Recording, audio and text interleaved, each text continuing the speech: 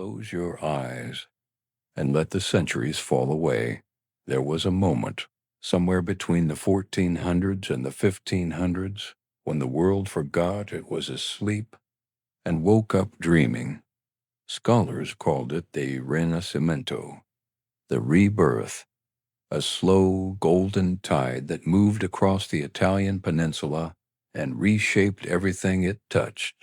The way light reshapes a room when someone opens a curtain that has been shut for 1,000 years.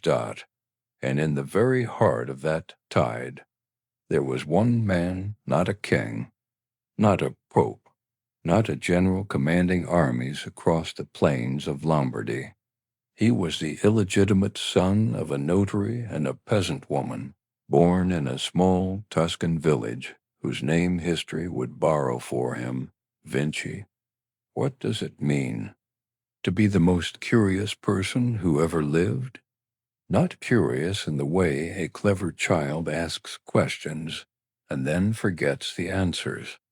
Curious in the way a force of nature moves, relentlessly, without apology, without rest. Leonardo da Vinci filled over 13,000 pages of private notebooks, with drawings of the human heart's 4 chambers, with calculations for a flying machine whose wingspan matched a great eagle's, with architectural plans for cities that would not be built for another 400 years. He drew the first accurate cross-section of a human skull. He designed a self-propelled cart, a precursor to the automobile. In 1478, he mapped the flow of water with such precision that modern fluid dynamics engineers still study his sketches. He painted the Last Supper onto the refectory wall of Santa Maria del Grazie in Milan, a work of such psychological depth that scholars have spent 5 centuries arguing over the exact expression on the face of Judas Iscariot. And then, quietly, with the same hand that had touched the walls of that dining room, he painted a portrait of a merchant's wife, a woman with no eyebrows and the faintest curve of a smile. That became the most recognized image in the history of human art. Her name, most people know. His story is what we have gathered here tonight to follow Dot. So breathe slowly now. Let the warmth of this moment settle across your shoulders like the heavy wool of a Florentine cloak. We are going back 570 years to the rolling hills of Tuscany, where a boy with sharp eyes and charcoal-stained fingers was about to change the world without ever knowing it. Suggest topics for new videos in the comments and subscribe to the channel. Sleep Stories, Sleep Dream are released here every day. There is a village in Tuscany where the hills fold softly into one another like the pages of an old book left open in the afternoon light. The village is called Vinci, and in the year 1452, on the 15th day of April, a child was born into a world that was not yet ready for him. His name was Leonardo. He came into the world without ceremony and without the protections that legitimate birth would have offered. His father, Ser Piero da Vinci, was a notary, a man of documents, of legal precision, of ordered lines. His mother, Caterina, was a young peasant woman, warm-handed, earth-close, unnamed in the official records of her time. Leonardo was their illegitimate son, and perhaps that is where it begins, the sense of standing slightly outside the world, watching it with eyes that could not stop noticing. He was taken into his father's household in Vinci. He grew up among olive groves and grapevines, in the company of his grandfather Antonio and his uncle Francesco, who was only 15 years older than Leonardo himself, and became something like an older brother to him. Francesco had no ambition for wealth or rank. He walked the land slowly. He taught the boy to look at things. And Leonardo looked. What does a child like this see when he looks at a dragonfly hovering above a shallow stream? He sees the four wings beating at different angles. He sees the mathematics of balance before he has a single word for mathematics. He watches water move around a stone, and he sees the way force curves and recurves, not in a straight line but in spirals, always in spirals, as if the world is trying to whisper something to anyone patient enough to observe. He had no formal schooling in the manner of the sons of merchants and nobles. He learned to read, and he learned to write. With his left hand in mirror script, right to left, a habit that would mark his notebooks for the rest of his life. He learned arithmetic, but the classical education of Latin and rhetoric passed him by, and Leonardo would feel that gap keenly for decades. The self-taught man among scholars, the genius without credentials. He would later call himself an unlettered man. He wrote it without bitterness, but the words carry the weight of a lifetime spent proving that observation outranks citation, that the eye trained on the world directly is worth more than a library read in a room with the shutters closed. Yet what he had was this, an eye that would not rest. He drew everything. The surface of a leaf, the curl of a ram's horn, the way a shadow falls differently on a round surface than on a flat one. His father, Ser Piero, noticed, and in the way of practical men who encounter something they do not fully understand, he did the most practical thing he could. He gathered some of his son's drawings, and he took them to Florence. Florence, in 1466, was not simply a city. It was a civilization in miniature, a place where a wool merchant's ambition and a philosopher's obsession could exist in the same afternoon.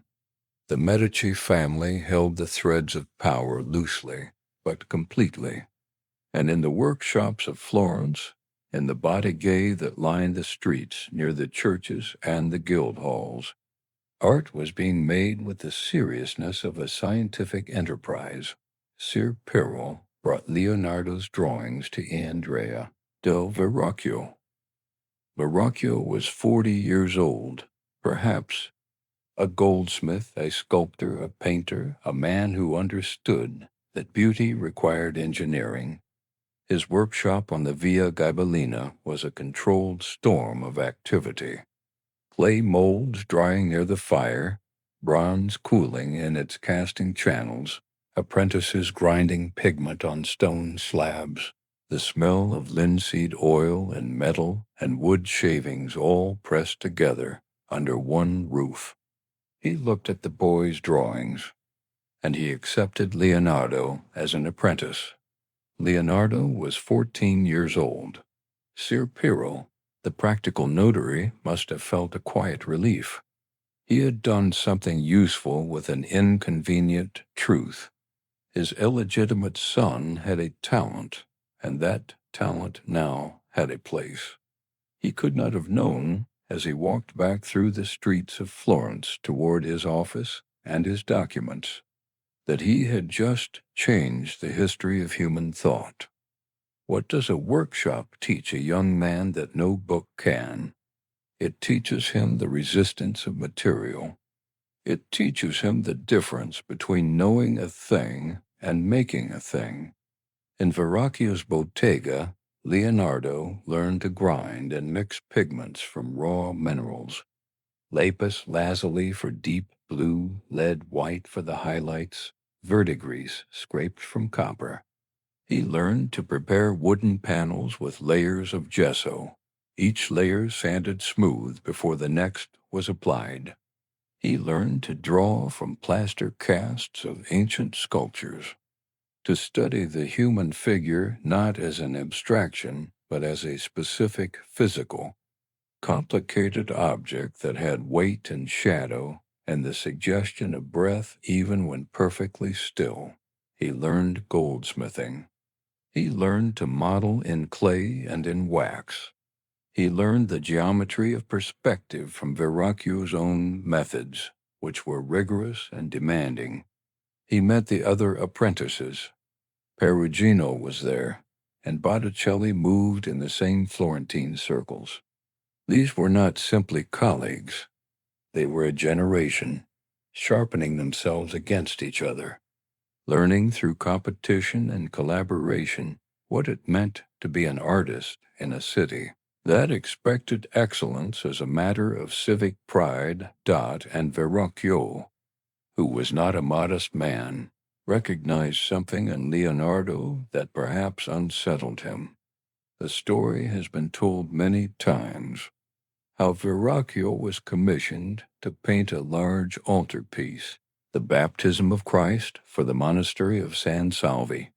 He set his apprentices to work on various portions of it. Leonardo was given an angel to paint, one of two angels on the left side of the composition, a minor task by any reasonable measure. But what Leonardo produced was not minor. The angel he painted had a presence, a turning of the head, a quality of light on skin, a softness in the eyes that seemed to come from somewhere beyond the technical repertoire of the workshop. The drapery of the robe fell in a way that suggested the body beneath it was real, that it had weight and warmth and the ability to move. Vasari, writing a century later, claimed that Verrocchio laid down his brushes and vowed never to paint again because a boy had surpassed him. The story is almost certainly embellished, but the painting is real, and the difference between the two angels is real. You can see it today in the Uffizi Gallery in Florence. The angel that breathes and the one that merely exists. But Leonardo was not simply a painter in waiting.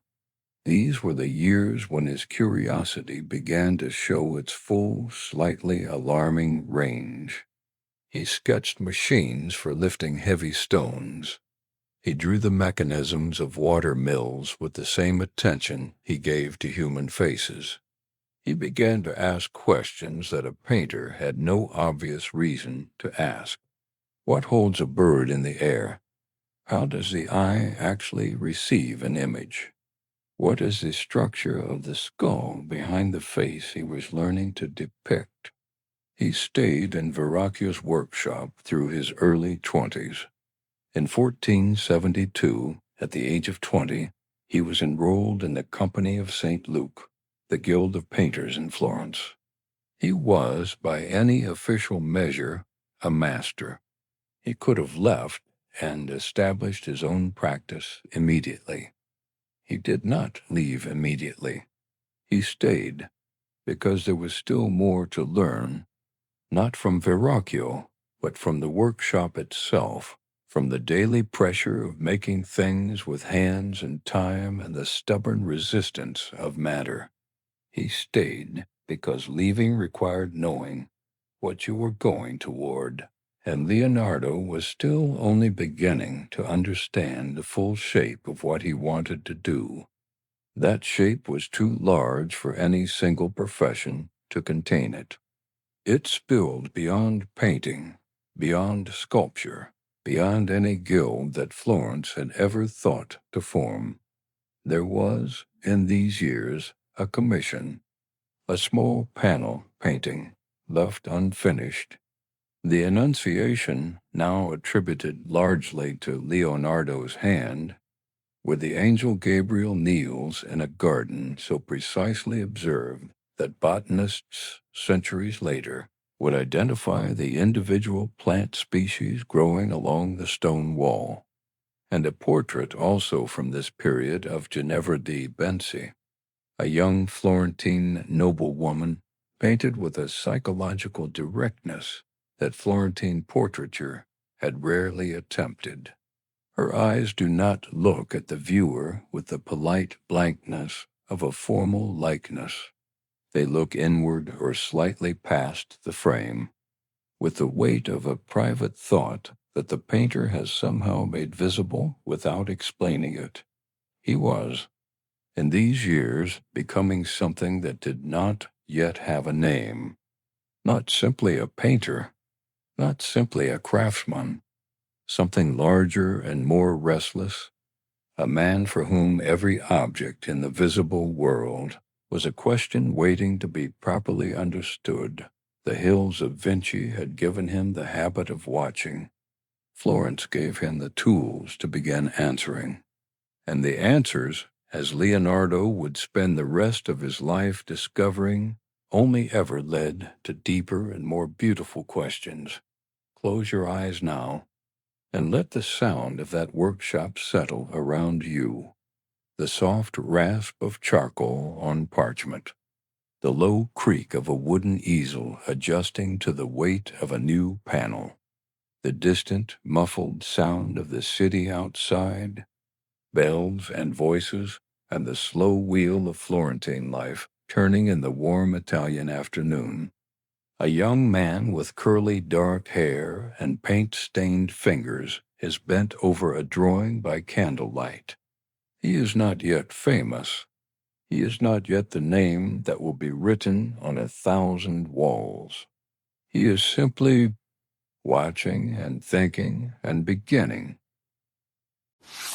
He left Florence quietly, as men of restless minds often do, not in disgrace, not in triumph, but with a letter in his saddlebag and a vision already forming behind his eyes. The year was 1482. Leonardo da Vinci was 30 years old, and he was riding north toward Milan, toward the court of Ludovico Sforza, toward a life that would become something history had never quite seen before. What does a man offer a ruler when he arrives at a new court? What does he say to earn his place among warriors and politicians, among men who trade in land and blood? Leonardo wrote a letter, and it was not the letter of a painter dot in that remarkable document. He did not lead with brushes or pigments. He did not speak first of beauty. He offered Ludovico Sforza 10 capabilities, and 9 of them were military. He described portable bridges that could be dismantled under fire. He described armored vehicles, shells of wood and metal, that could advance across a battlefield and scatter the enemy. He described mortar and covered walkways and methods for draining moats. He described ways of destroying enemy ships from beneath the waterline. And almost as an afterthought in the final lines, he mentioned that he could also paint and sculpt and design buildings as well as any other man. Ludovico read it, and Leonardo was given a place at the Milanese court. It was a strange and magnificent world he entered. The Castello Sforzesco rose from the flat Lombard plain like a fortress born of earth itself, its red brick towers thick and unyielding, its inner courtyards alive with engineers, poets, musicians, and courtiers. The air smelled of horses and wet stone, of torchlight and ambition. Ludovico il Moro, the Dark One, was not a gentle patron. He was suspicious and hungry for prestige, but he recognized brilliance when it served him. And so Leonardo served in ways that defied any single category. He designed pageants and theatrical spectacles, constructing elaborate mechanical sets that made audiences gasp and fall into stunned silence. He built automata, mechanical figures that moved through the hydraulic logic of levers and counterweights. He engineered water channels and irrigation systems for the Lombard countryside.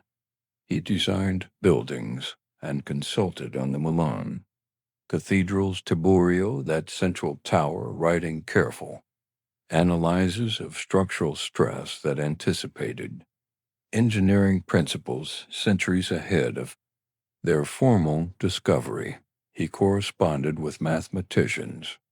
He kept notebooks, page after page after page, filling them with mirror-written Italian script and drawings of such precision that modern engineers in the 21st century have built working machines directly from them. What drives a man to write backwards? What private logic asks the hand to move from right to left, each letter reversed, readable only when held up to a mirror? Perhaps it was simply habit for a left-handed man avoiding ink smear.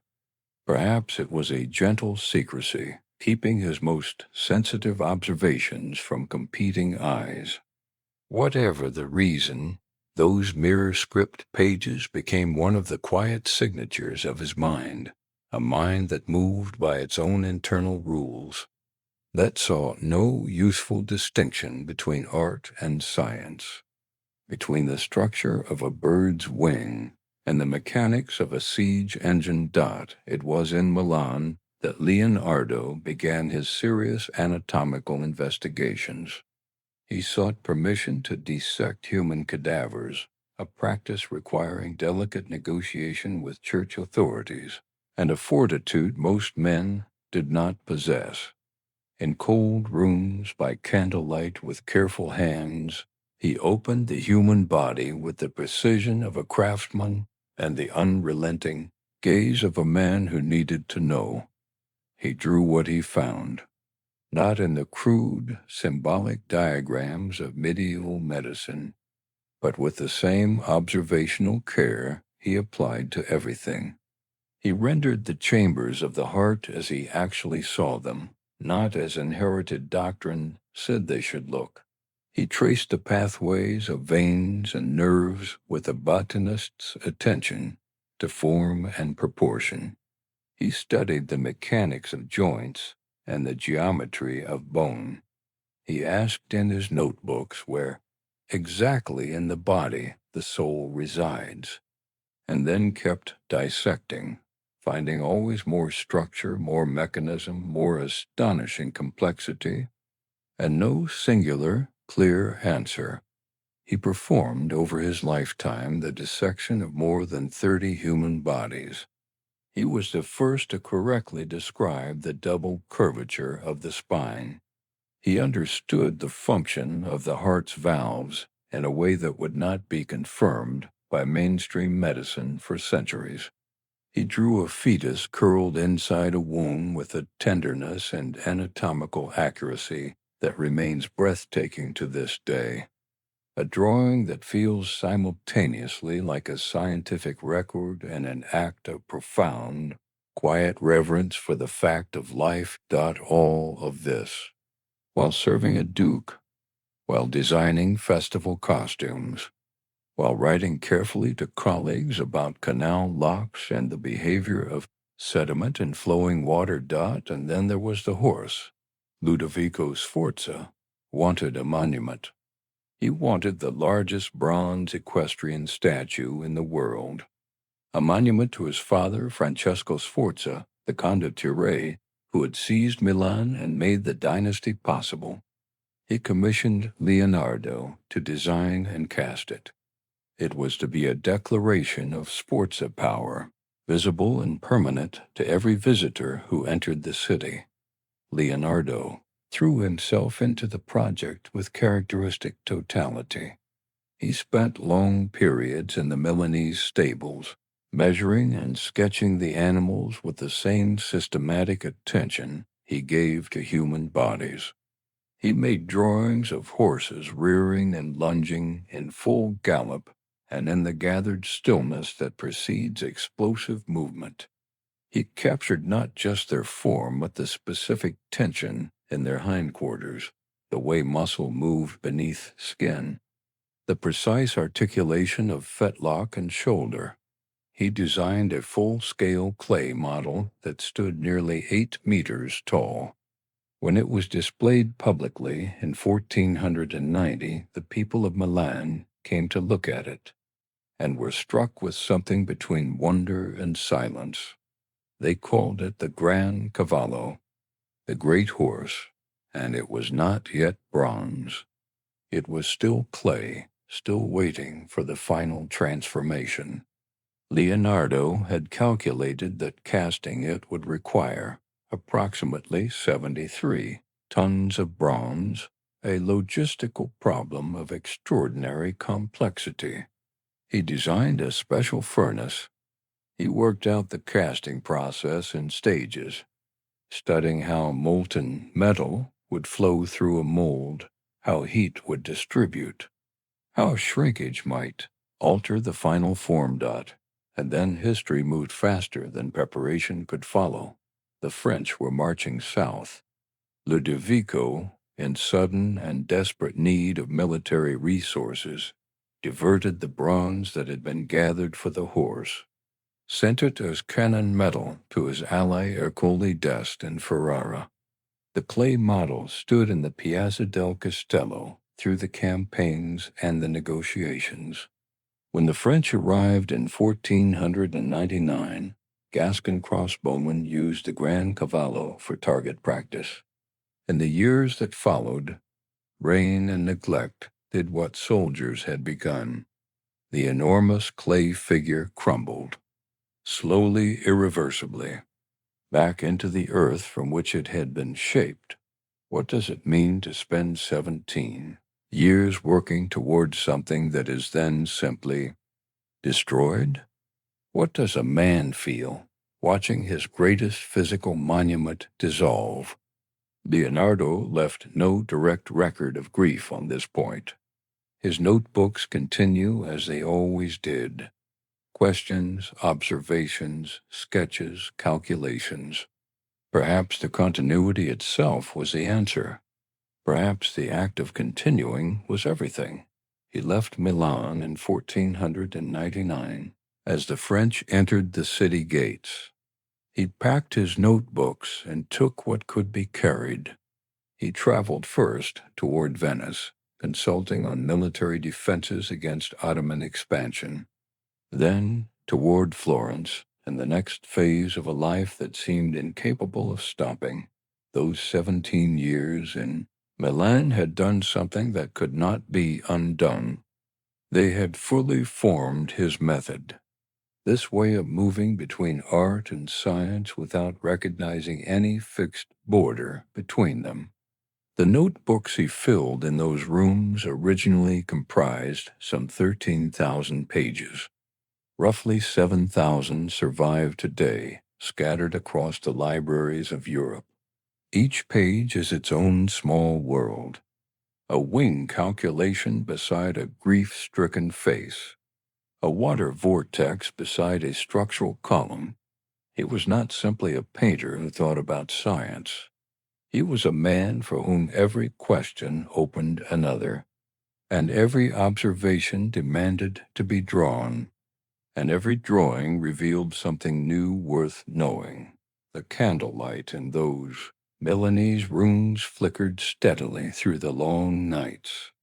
The city outside settled into its heavy Lombard silence, and at his work table, surrounded by anatomical studies and mechanical sketches, the pages of half-finished manuscripts spread around him like a world trying to understand itself. Leonardo wrote and drew and thought and continued. He always continued. Let that image settle around you now. A single candle in a stone room, the soft rustle of a page turning, the distant sound of a courtyard settling into night, a man's hand moving steadily across parchment, tracing what he has seen, preserving what might otherwise be lost. Outside, the stars move in their slow arc above the flat Lombard plain. And inside, quietly and permanently, something is being kept for every person who will come after. Rest now. Let the candlelight dim. Let the sound of his pen, slow and certain across the page, carry you somewhere quiet and very deep. The refectory of Santa Maria del Grazie was not a grand hall by Milanese standards. It was a long, low room, built for monks, for silence, for the daily ritual of communal eating. The smell of old stone and dried herbs clung to its walls. The light entered from the south, slanting and gentle, falling across the long wooden tables where the brothers of the Dominican order took their meals in quiet contemplation. It was into this ordinary space that Leonardo da Vinci brought something entirely extraordinary. He was 43 years old when Ludovico Sforza commissioned the work. 43 years of accumulated seeing, of studying the musculature beneath the skin, of watching how firelight falls differently on a grieving face than on a laughing one, of cataloging in hundreds of notebooks the precise angle of a shoulder, the tension in a hand, the subtle way the jaw shifts when a man speaks a word that cannot be taken back. He carried all of that with him into that quiet refectory, and he set to work. The commission itself was clear enough in its subject. The moment described in the Gospel of John, chapter 13, verse 21. The Last Supper. The moment when Christ, seated among his 12 apostles, speaks words that shatter the peace of the room. Verily I say unto you, that one of you shall betray me. Leonardo had been given a wall approximately 8.5 meters wide and 4.5 meters tall, coated in dry plaster. And he had been given a story. What he did with both would take nearly 3 years and would change forever what a painting could be asked to do. The technical choice he made was, even then, unusual. Traditional fresco painting required the artist to work quickly, applying pigment to wet plaster so that the color bonded as the surface dried. It was a method that demanded speed, that punished hesitation, that left almost no room for revision. Leonardo, a man who revised everything, who returned to faces and fingers in the fall of cloth again and again over years, could not work that way. He chose instead a mixture of tempera and oil applied over a layer of lead white and pitch on the dry wall. It was a technique that allowed him to stop, to return, to look again and change what he saw. It was also a technique that would, within decades of its completion, begin to deteriorate. The moisture of the Milanese climate would find its way between the preparation layer and the wall beneath. The colors would lift and blister and fade. But in the years of its making, it was perfect. He was seen in those years standing before the wall for hours without lifting a brush. A contemporary account describes a witness who watched Leonardo arrive at the refectory in the early morning, climb his scaffold, stand motionless before the image for the full length of a day, and then depart in the evening without having touched the plaster once. The prior of the convent, a man of practical temperament and limited imagination, complained to Ludovico Sforza that the painter was idle, that he was wasting time, that the work was not progressing. Ludovico, who understood something of genius, passed the complaint along to Leonardo. Leonardo responded quietly. He explained that a man of the mind must sometimes fill himself with what he intends to create, before his hand can be trusted to create it. He added, with the particular patience of a man who had heard this complaint before, that the prior's own face was a candidate for the image of Judas Iscariot, should a suitable model prove difficult to find. The complaint was not repeated. What was Leonardo constructing in all those hours of stillness? He was solving a problem that had never quite been solved before.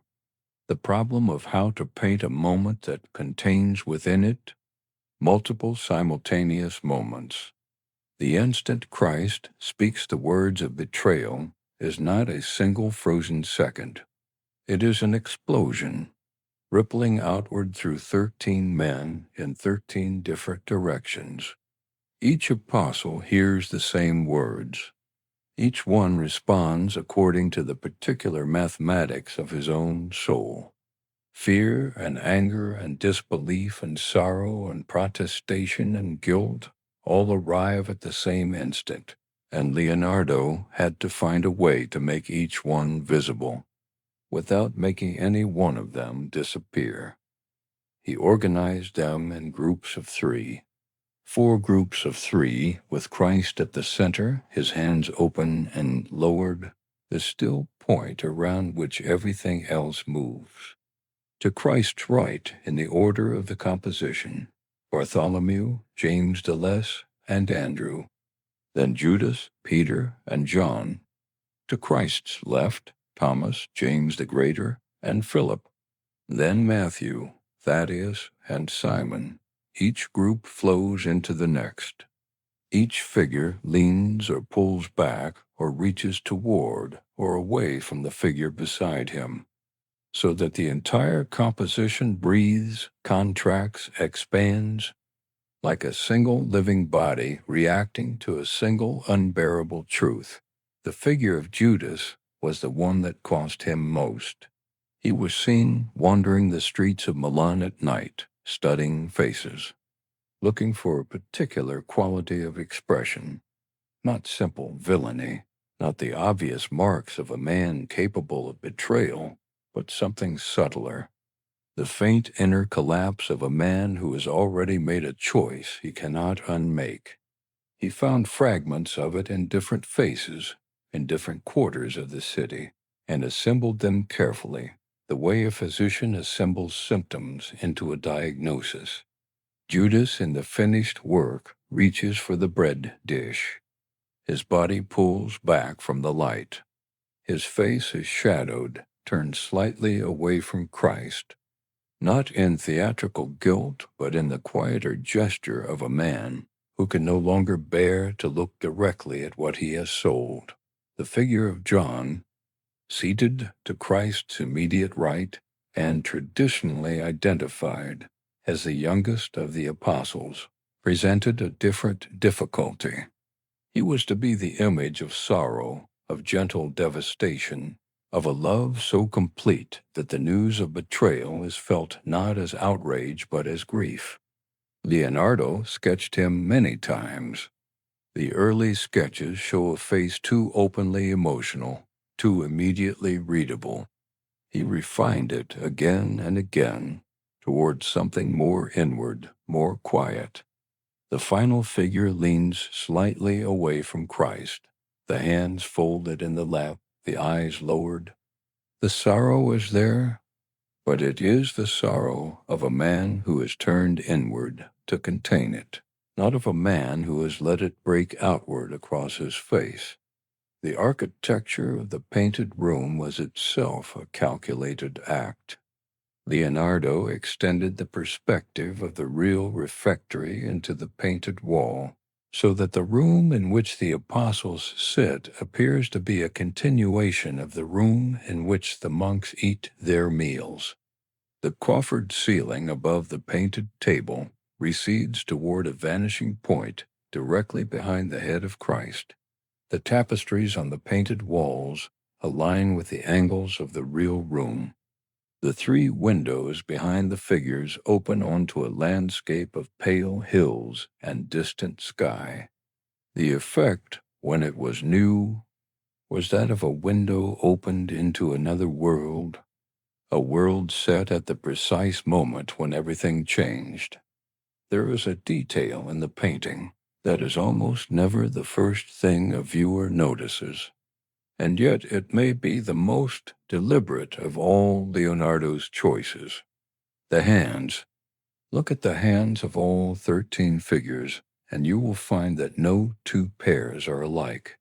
Each set of hands tells a story independent of the face above it. Andrew's hands are raised and open, the hands of a man who cannot believe what he is hearing. Peter's hand grips a knife turned away from Christ, already reaching toward a future of action. Thomas raises one finger toward the ceiling in the gesture of a man demanding precision, demanding to know the exact nature of what has been said. Philip presses his hands to his chest in the gesture of a man offering his own heart as proof of his innocence. Leonardo understood, as few artists before him had, that the hands are a second face, that they speak when the features are composed, and that they betray when the features are controlled. He had studied them for decades, in anatomical drawings that mapped every tendon and bone and joint. He drew hands the way other men draw landscapes, endlessly and from every angle, because he believed that everything a human being truly felt would eventually show itself in the hands. Leonardo completed the work in 1498, or rather he ceased to work on it, which is perhaps the more accurate description. He was never entirely satisfied. He continued to add and refine details even after the prior declared it finished. The evening when he finally descended from the scaffold for the last time, the monks who had watched him work for nearly 3 years are said to have sat in silence for a long moment before anyone spoke. What they had been given was not simply a painting of a supper. It was the painting of a world at the edge of its own transformation, the painting of the last ordinary moment before everything that followed. Outside the refectory, Milan continued as it always had. The market stalls along the canals filled and emptied with the rhythm of the hours. The bells of the Duomo marked the passage of time in their slow, ancient way, and in the long room of Santa Maria del Grazie, 13 painted men sat at a table forever suspended in the instant before the world they had known was taken from them. Let that image hold you gently now. The painted light from 3 painted windows, the stillness of a stone room at the end of a long day, the slow breathing of a monastery settling toward evening. Somewhere in the memory of a wall, a hand is still reaching toward bread. A face is still turned slightly from the light, and a question is still moving very slowly through the quiet air of a room where monks once ate their meals in silence and where something permanent was made from a moment that could not last. There is a question that follows certain men like a shadow, not the kind of question that has an easy answer or even a difficult one, the kind that opens the more you pursue it, the kind that branches and multiplies, until the man asking it finds himself surrounded not by answers, but by new and stranger questions. Leonardo da Vinci was such a man, and the question that followed him, above all others, was this one: what does it mean to fly? He had watched birds since childhood, long before the notebooks, long before the studies and the diagrams and the calculations. There was a boy standing in the fields outside Vinci, craning his neck upward, watching the long, slow circles of a hawk against a pale sky. He would later write about a memory from infancy of a kite, that large winged bird of prey, descending and touching its tail to his lips in his cradle. Whether the memory was real or imagined, it tells us something. Flight was not simply a scientific problem for Leonardo. It was a lifelong haunting. He began his serious investigation into the mechanics of flight sometime in the 1480s, during his years in Milan, but it was in the years that followed, after the collapse of Ludovico's court, after the long walk south across a shattered Italy, that his notebooks on the subject became something extraordinary. Between approximately 1495 and 1505, Leonardo filled hundreds of pages with observations of birds in motion, with calculations of wind resistance and wing loading, with studies of the anatomy of feathers and the hollow bones of eagles. He was not guessing. He was watching, measuring, and reasoning from evidence. The Codex on the Flight of Birds is the document that survives most completely from this period. Written sometime around 1505, it is a small manuscript of fewer than 40 pages, and yet it contains more careful observation of avian mechanics than had been accumulated by any thinker before him. Leonardo recorded the angle at which a bird tilts its wing to catch an updraft. He noted how a bird with one wing raised and one lowered could change direction without a single beat. He understood, centuries before modern aerodynamics would confirm it, that the curved surface of a wing, thicker at the leading edge and thinning toward the trailing edge, creates a difference in air pressure that generates lift. What was he building toward? The answer lies in the flying machines. Beginning in the 1480s and continuing well into the 1500s, Leonardo designed a series of aircraft that he called ornithopters, machines that would generate flight by mimicking the movement of bird wings. His sketches for these devices are among the most astonishing documents in the history of engineering. He designed systems of pulleys and levers that would allow a human pilot to move enormous fabric and wood wings using the combined strength of arms and legs. He calculated the wingspan required to support a human body. He sketched the pilot lying prone inside a framework of bent wood and linen, working foot pedals and hand grips simultaneously, the wings beating above and below in great slow arcs.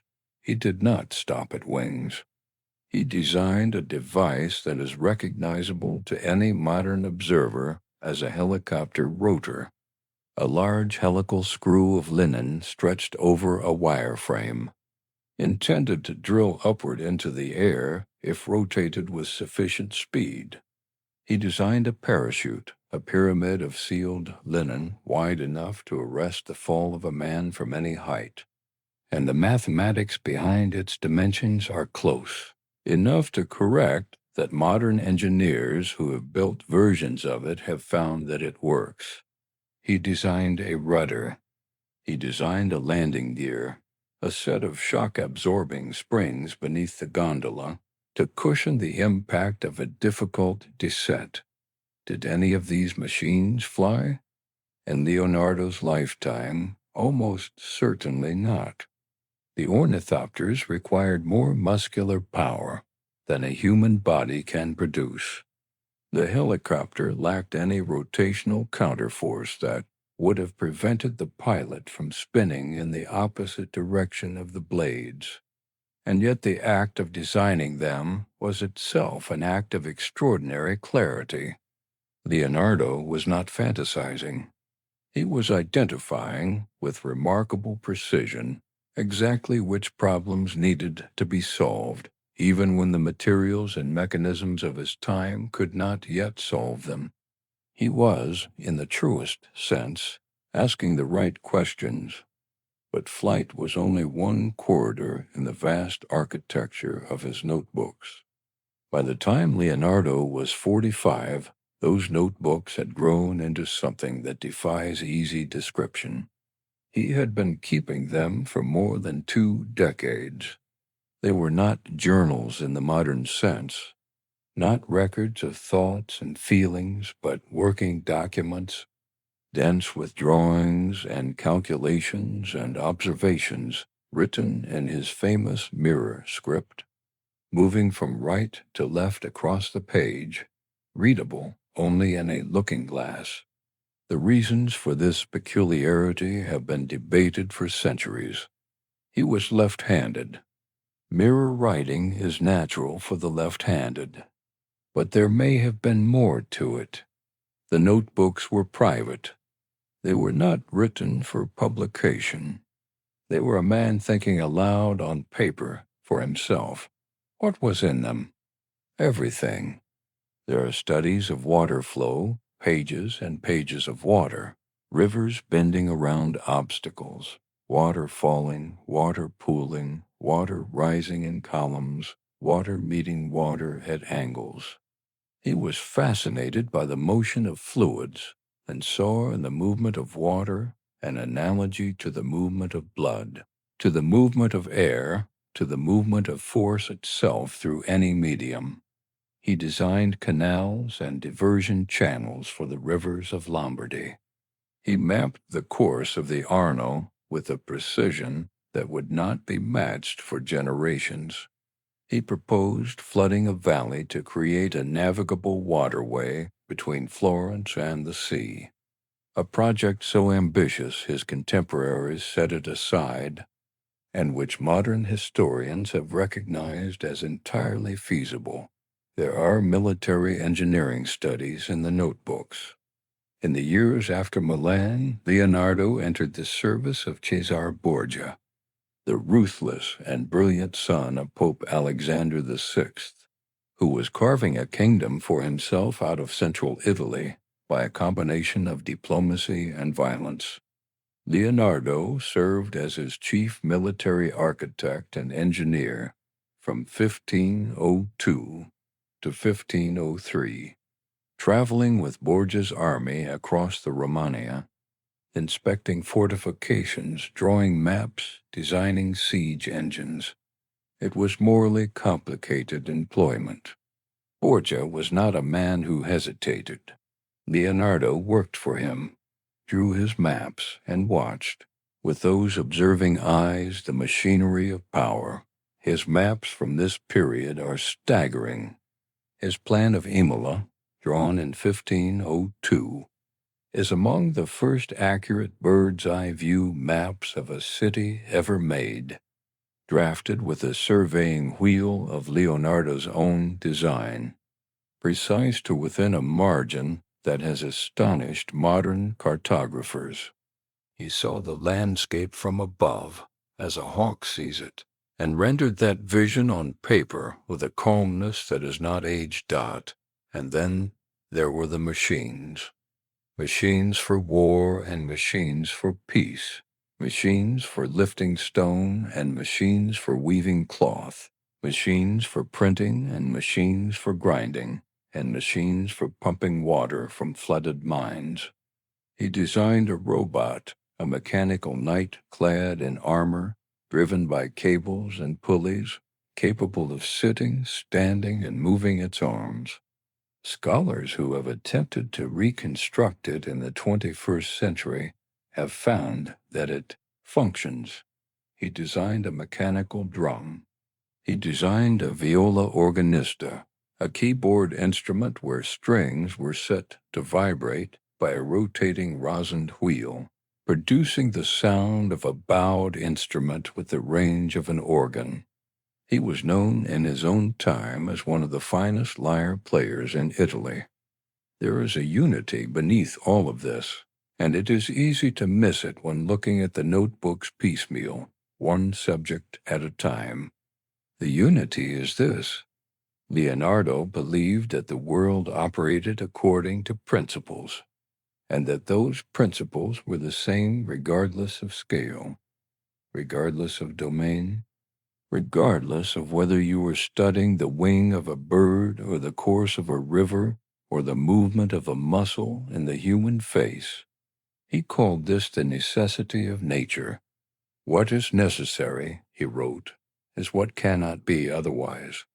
And he believed that if you looked carefully enough at anything, you would eventually see not chaos, but pattern, not accident, but law. This was not mysticism. It was not philosophy in the conventional sense. It was the animating conviction of a man who tested his ideas against the visible world, who drew what he saw and saw what he drew, who trusted his own eyes above any text and any authority. He had not attended a university. He did not read Latin well. He had educated himself from observation and from practice, and he had arrived by that crooked and solitary path at a method of investigation that we would now recognize as scientific. The notebooks were never published in his lifetime. After his death, they were scattered, passed from hand to hand, lost, found, cut apart, reassembled, sold, and eventually distributed across the libraries and collections of Europe. It would take centuries for scholars to reconstruct even a partial picture of what they contained. And yet the ideas in them did not entirely disappear. They seeped slowly and indirectly into the world Leonardo had studied so carefully, the world of air and water and the patient turning of birds above a Tuscan hillside. Still rising on thermals he had long ago understood. Over a landscape he had measured and memorized and rendered in mirror script, in ink, in the restless notebooks of a man who could not stop asking what the world was made of, and how, given the chance, a man might finally learn to rise into it.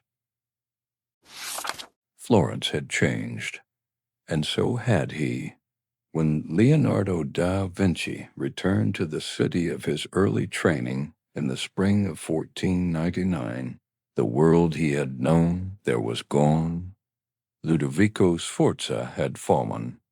Milan had been swallowed by the French. The great bronze horse would never be cast, and Leonardo, at 47 years old, crossed back into Tuscany, carrying his notebooks, his unfinished canvases, and a reputation that had grown enormous in his absence, nourished by rumors and the fragments of work those who had seen him described to those who had not. He did not return alone. Luca Pasolli, the mathematician and his close friend from the Milanese years, traveled with him.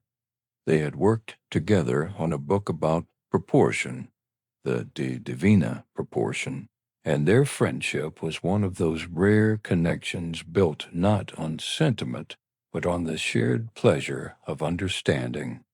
The two men arrived in Florence and lodged at first with the monks of Santissima Annunziata, who offered Leonardo the use of a workshop in exchange for painting.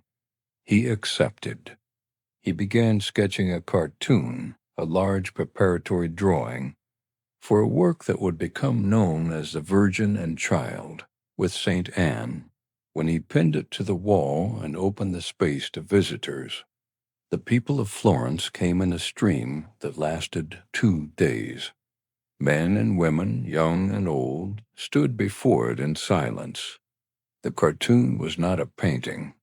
It was charcoal and chalk on paper, and yet the city stopped to look at it. That was the power he carried now. Not the power of a young prodigy still proving himself, but the gravity of a man who had changed what people believed a human being could do with a brush and a mind.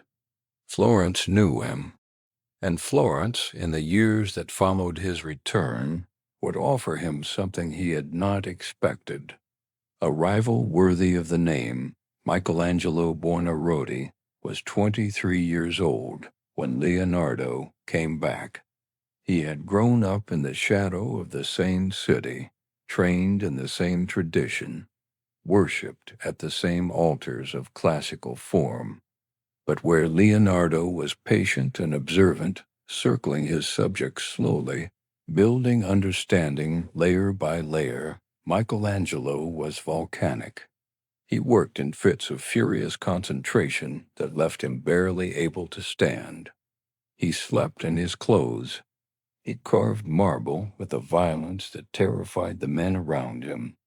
And he had already, by the time Leonardo returned, completed a work that made all of Florence speak his name with reverence, the David, carved from a single block of white Carrara marble that other sculptors had abandoned as too difficult, too damaged, too tall and thin to yield anything of value. Michelangelo had looked at that block and seen a figure inside it. The work took 2 years. When it was finished, the Florentine authorities debated for months about where to place it. A committee was formed. Leonardo was a member of that committee. He sat in the room with the other artists and craftsmen and heard the arguments. And when it came time to give his opinion, he suggested a location beneath an archway near the cathedral, where the sculpture would be sheltered from rain and viewed in natural light. The committee chose differently. They placed the David in front of the Palazzo della Signoria in the open square, where it stood exposed to the Florentine sky and the gaze of every person who passed through the heart of the city. Did Leonardo resent the choice? Did he feel something sharper looking at the David, at the coiled muscular tension of that white figure, at the defiant tilt of its head? Perhaps. The historical record preserves no confession. What it preserves is the work Leonardo did in those years, and the way that work seems to answer, without naming, the challenge the younger man represented Dot in 1450. The Florentine government commissioned both men to paint murals in the Sala del Gran Consiglio, the great council chamber of the Palazzo della Signoria. It was the most prestigious commission the city could offer. The hall was enormous. The walls were bare, and the two greatest artists of the age were invited to fill them with scenes from Florentine military history. Facing each other across the space dot, Leonardo was assigned the Battle of Anghiari, a Florentine victory over Milan from 1440.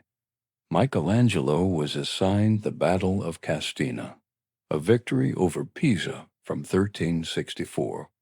For a brief time, the two men worked in the same building, on opposite walls of the same room, in a rivalry so visible and so charged with, meaning that the artists and apprentices of Florence watched it as one watches a storm building over the hills. Leonardo's approach to the Battle of Anghiari was everything he had spent decades preparing for. He studied horses with a minuteness that went beyond any previous study he had done. He observed the bodies of men in combat, the specific way a shoulder turns when a sword is raised, the way fear and rage rearrange the geometry of a face. He made drawings of screaming men and dying horses that are among the most raw and unsettling images he ever produced. He wrote in his notebooks about the nature of battle, about the dust and the sound and the terrible beauty of mass violence, and then he transferred that knowledge to the wall of the council chamber using a technique he had adapted from ancient descriptions of encaustic painting, mixing his pigments with a medium that was meant to hold them to the plaster and allow for slow, deliberate work. The technique failed. The pigments ran. The lower portions of the mural were destroyed almost as soon as they were applied, and Leonardo, with the methodical frustration of a man who has watched many experiments collapse, attempted to dry the wall with braziers of coal brought in to generate heat. It made things worse. The upper portion survived a little longer. Not long enough. He never finished the Battle of Anghiari. Neither did Michelangelo finish his wall. But the preparatory cartoons and copies made by other artists of the central scene of Leonardo's mural became, in themselves, famous objects. Artists came from across Italy and from beyond it to study what Leonardo had done in those drawings. The struggling horses, the compressed fury of the soldiers, the faces opened by extremity into something beyond ordinary human expression. Rubens, more than a century later, would make his own copy of the central group, and that copy survives today in the Louvre, a witness to the force of something that no longer exists. And while all of this was happening, while the commission was being prepared and argued over and partially executed and partially destroyed, Leonardo was painting something else.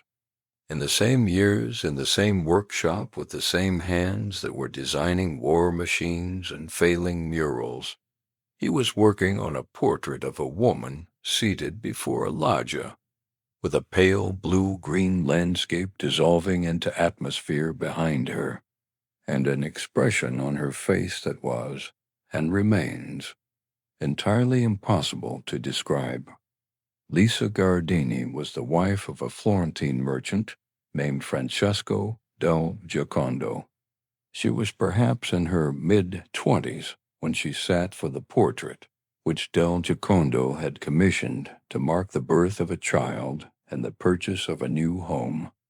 It was the kind of commission Leonardo had filled many times before. A likeness, a record of a living face, a gift from a prosperous man to the walls of his prosperous house. He did not deliver it. He worked on it for years. He carried it with him when he left Florence. He continued working on it in Milan and later in Rome, and finally in France, where it was still in his possession when he died. What Francesco del Giocondo thought of this is not recorded. What we know is that Leonardo could not put the painting down. The technique he developed for it was unlike anything he had done before in the same concentrated form.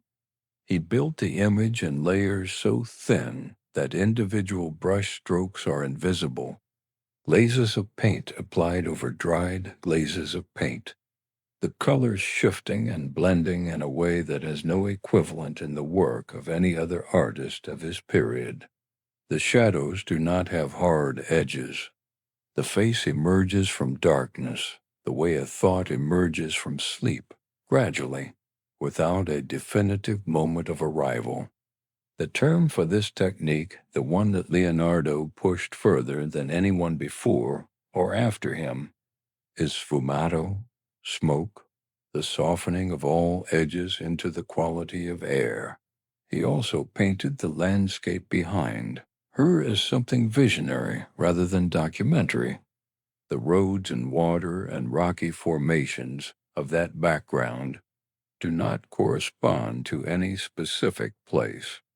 They belong to the logic of geology and weather and the long processes of erosion that Leonardo had studied in his notebooks. The same principles he had applied to the flight of birds and the movement of rivers applied here to the imagination of an entire world behind a single face. Why did he keep it? That is the question that every person who stands before it eventually asks. What was it that made this particular portrait, this commission from a merchant for a domestic wall, the work he could not release? The answer, if there is one, may be in the difficulty. The Mona Lisa was not a record of Lisa Gardini. It was the solution to a problem Leonardo had been working on for 30 years. How do you paint a human face so that it contains, simultaneously, the surface that the world sees and the interior that moves beneath it? How do you render life?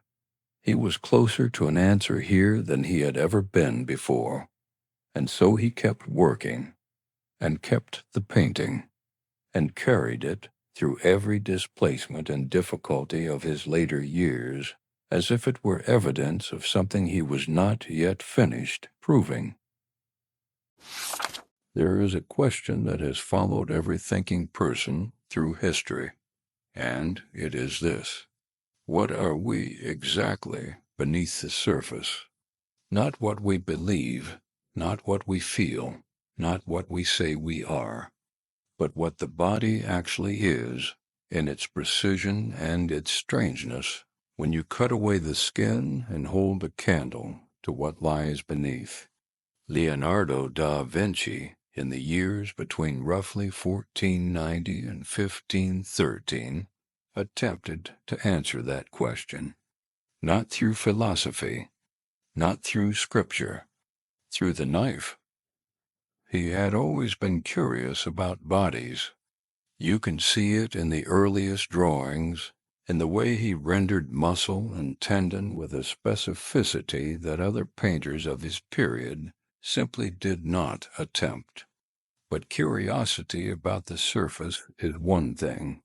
What Leonardo pursued in the dissection rooms of Florence and Milan was something else entirely. He wanted to know how it worked. He wanted to see the machinery dot the body, for Leonardo was a machine. And he meant that not as a reduction, but as a profound compliment. The machine was the highest thing he knew. He had spent decades designing them, imagining them, filling notebooks with gears and levers and hydraulic systems. When he turned that same attention to the human form, the result was unlike anything produced before in the history of recorded observation. He began his systematic dissections at the hospital of Santa Maria Nuova in Florence. It was a large and well-organized institution, and Leonardo had maintained a relationship with it over many years, depositing money there and treating it, in some sense, as a bank. It was also a place where bodies were available. The dead poor, those with no family to claim them, those who had donated themselves. Leonardo would work through the night, sometimes in rooms that were cold and smelled of tallow candles, and something sharper beneath that. He worked quickly, because the bodies did not keep. He drew what he saw as he cut, and what he drew was extraordinary. Consider what he was doing, and how difficult it was. There was no refrigeration. There was no formaldehyde. There was no electric light. There was a body, a candle, a knife, and a quill. And from these materials Leonardo produced anatomical drawings of such accuracy and beauty that they would not be surpassed for nearly 200 years. He drew the skull in cross-section, showing the cavities of the sinuses and the structure of the eye socket with a precision that looks, to a modern viewer, almost clinical. He drew the spine in profile. He drew the bones of the hand laid flat, each small bone rendered in its exact relationship to the others. He made diagrams that rotated a single structure through multiple viewpoints, showing it from the front, the side, the back, as if the object were turning slowly in space. No one had done this before.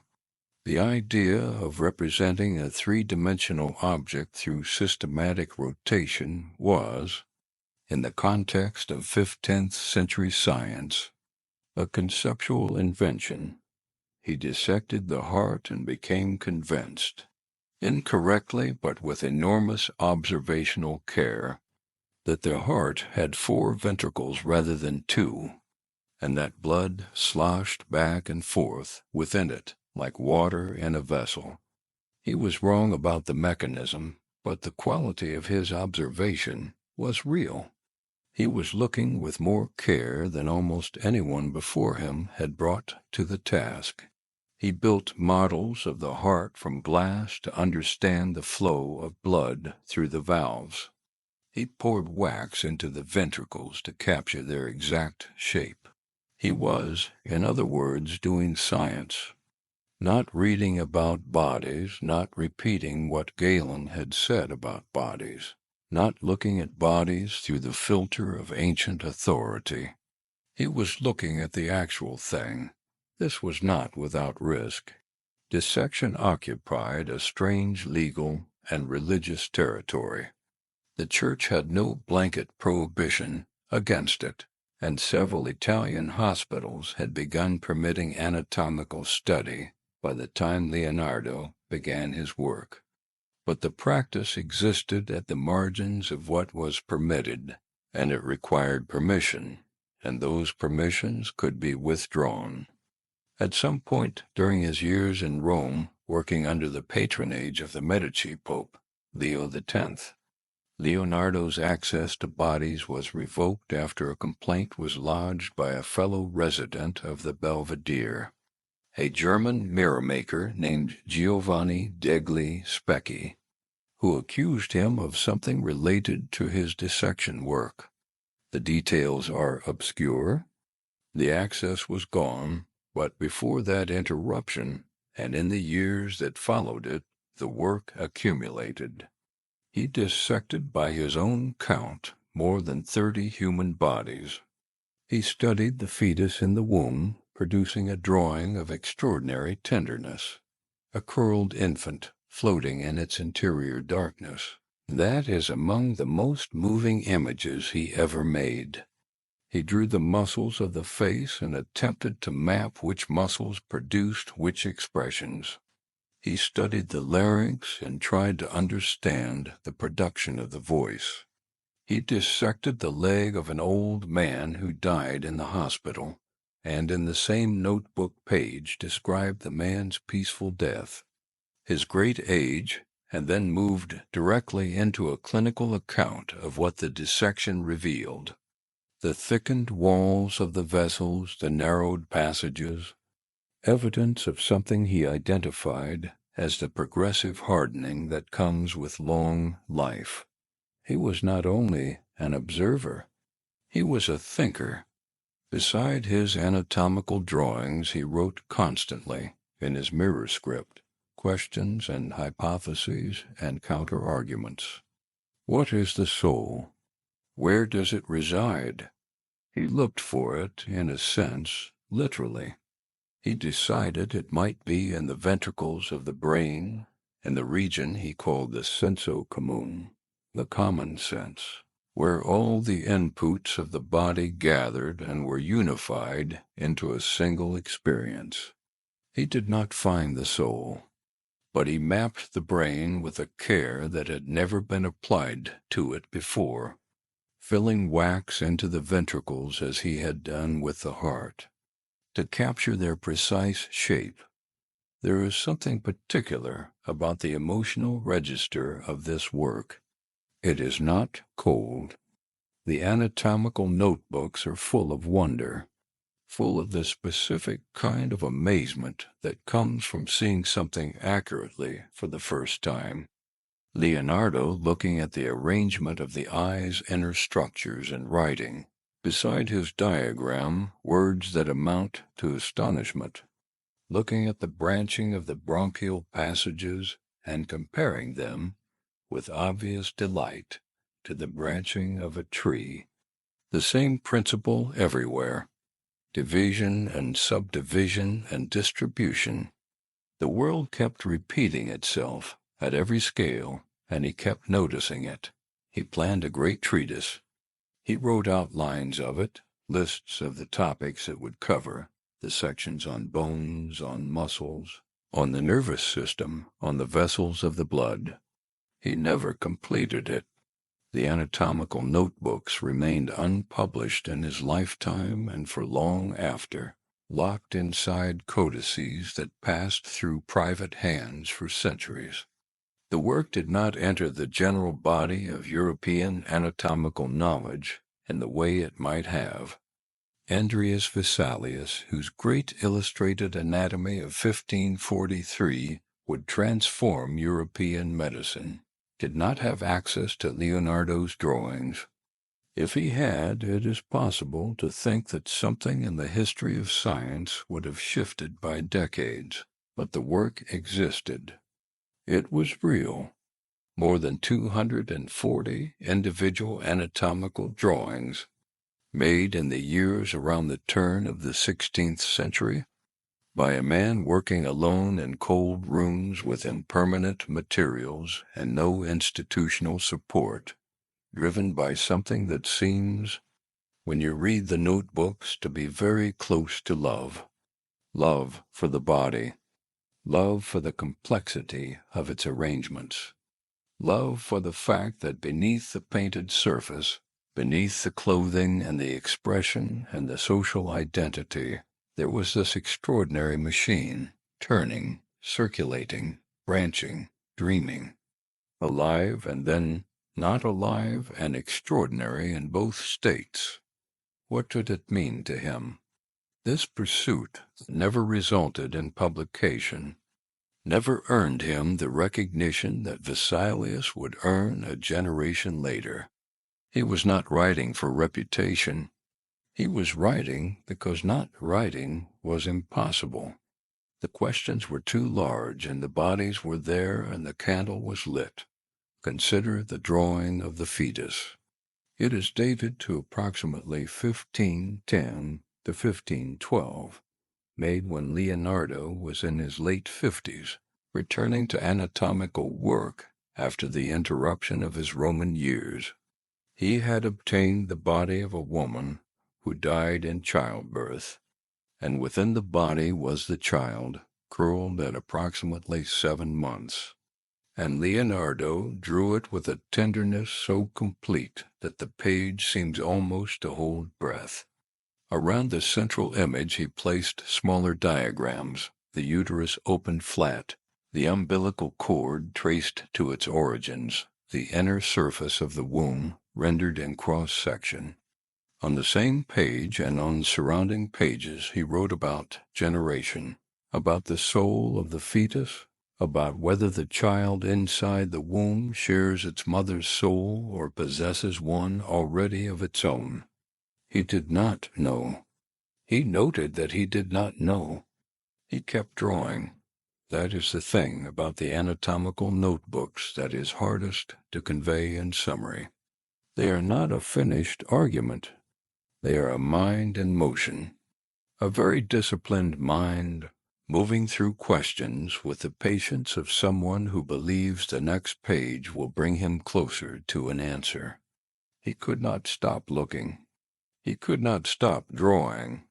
He filled page after page in the candlelight, and outside the window the city continued its noise, and inside the room there was only the scratch of the quill and the candle flame and the body under examination, giving up its secret slowly, one careful cut at a time. He had crossed the Alps 3 times in his life. The first time he was 30 years old and full of ambition, and the particular energy of a man who believes the best of his work is still ahead of him. The second time he was returning, wearied by war and plague and the collapse of everything he had helped to build in Milan.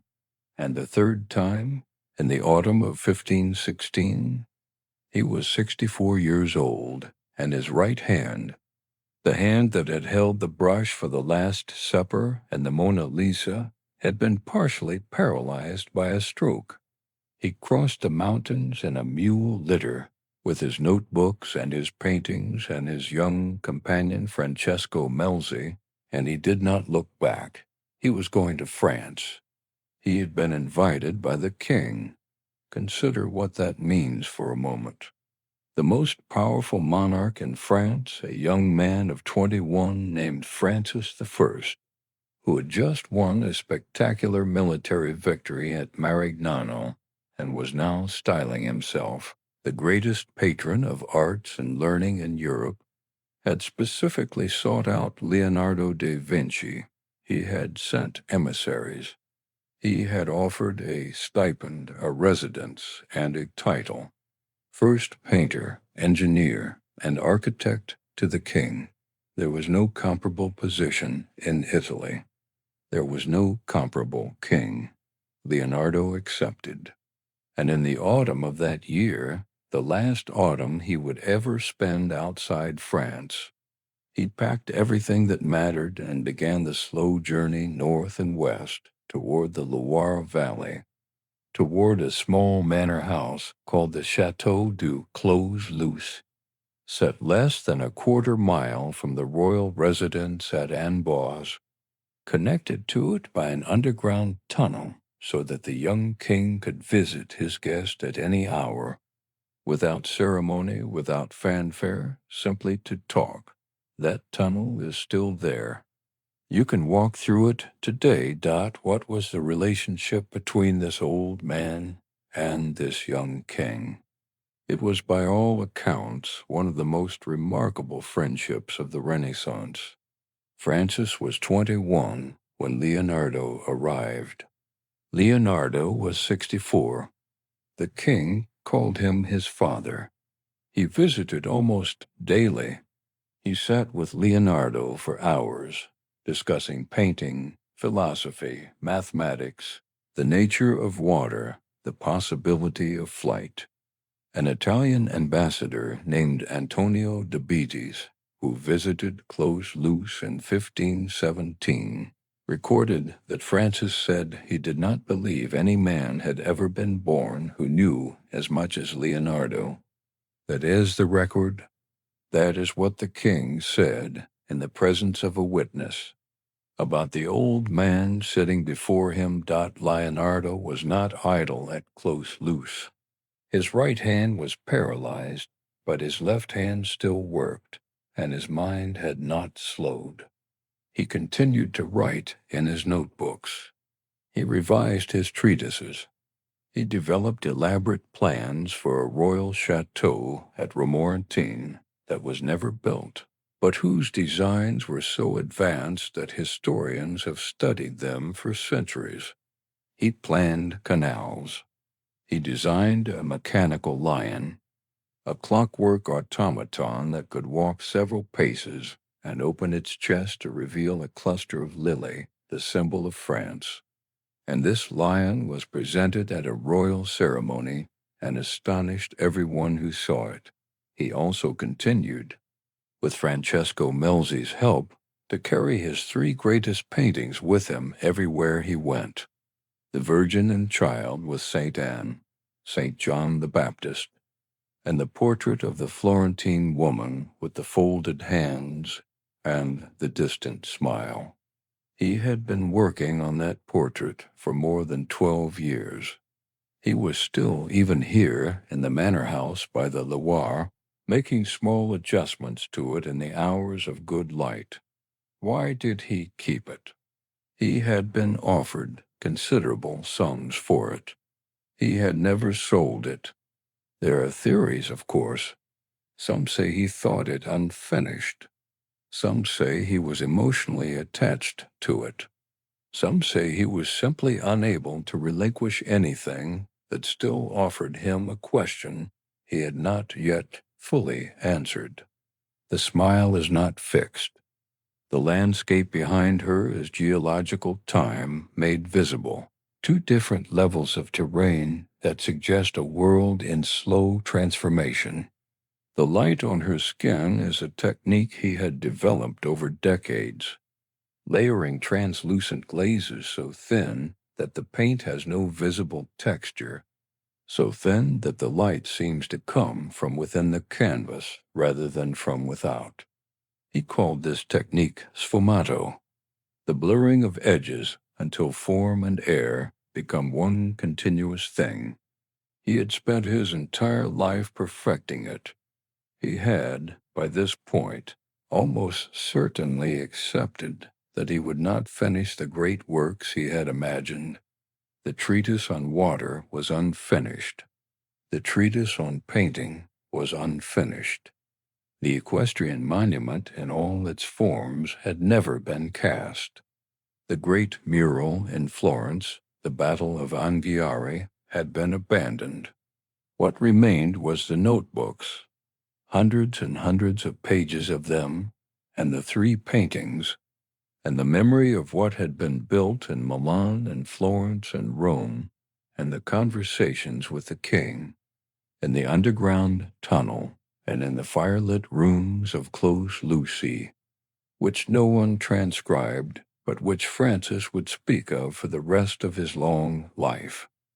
What does a man of 64, 65, 66 think about in the last quiet years after the storm? He had been, by turns, an artist, an engineer, a military consultant, an anatomist, a geologist, a botanist, a musician. He had been loved and neglected and celebrated and forgotten and celebrated again. He had watched patrons rise and fall. He had watched Milan conquered and Florence burned by faction and Rome become a spectacle of ambition. He had outlasted nearly everyone he had known in the first half of his life. Verrocchio was dead. Botticelli was dead. Bramante was dead. His rival Michelangelo was still alive, painting, carving, in his late 40s and full of furious energy.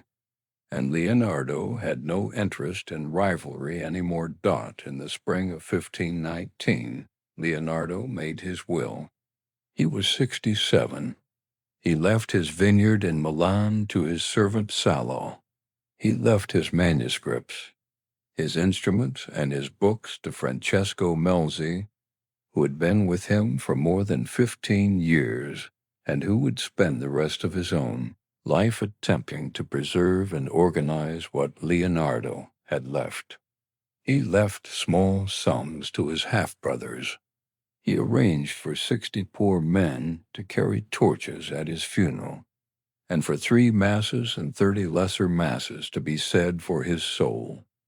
On the 2nd of May, 1519, in the manor house by the Loire, with Melzi and a few servants present, Leonardo da Vinci died.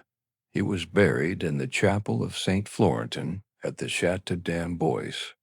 A few decades later, during the wars of religion, the chapel was damaged and the graves disturbed, and the precise location of his remains became uncertain. In the 19th century, excavations uncovered bones and a skull that were attributed to him and reinterred in the chapel of St. Hubert at Amboise, where they remain today. Whether they are truly his is a matter of some historical debate, but consider what he left. The paintings that survived, a dozen or so out of everything he began, hang in the great museums of the world and draw millions of visitors every year. The notebooks, roughly 7,000 pages of which survive out of what was certainly far more, have been studied for 5 centuries by artists, scientists, engineers, historians, and philosophers. The anatomical drawings remain the most precise and beautiful depiction of the human body produced before the era of photography. The designs for machines and flying devices and hydraulic systems contain ideas that were not built for 300 years. The Last Supper, damaged and restored and damaged again by water and war and human carelessness, still commands the wall of the refectory in Milan, still holds the moment of rupture, still places the viewer inside the question of betrayal. And the portrait, the woman with the folded hands. She hangs in a climate-controlled room behind bulletproof glass in the Louvre, and on any given day 500 people stand before her at once, straining to see the smile, not quite able to decide what it means. He began her when he was 51. He carried her with him for the last 15 years of his life. He died without selling her, and now she is perhaps the most recognized image in the history of human civilization. Dot, he did not know it would be so. He could not have known. He knew only that the questions were not finished, and the work was not finished, and there was still light coming through the windows of the manor house, and still pages in the notebooks, and still, even now, something more to see Dot sleep now. The Leroy moves quietly in the dark outside the stone walls of Clos Lucy. The fire has burned low. Somewhere in a room upstairs in a candlelit chamber that smells of pigment and old paper, a very old man sits with his notebooks, and his quill moves slowly across the page. And the night is very still. Suggest topics for new videos in the comments and subscribe to the channel. Sleep stories, sleep dream are released here every day.